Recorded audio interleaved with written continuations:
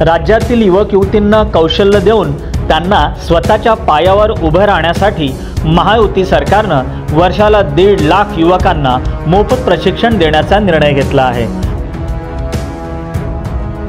पंतप्रधान नरेंद्र मोदी यांच्या उपस्थितीत याचा शुभारंभ 20 सप्टेंबर रोजी होत आहे। प्रत्येक जिल्ह्यात 150 युवक युवतींना कौशल्य विकासाचे मोफत प्रशिक्षण दिले जाणार आहे। यासाठी राज्यात 1000 चाणक्य कौशल्य विकास केंद्र सुरू केले जात आहे।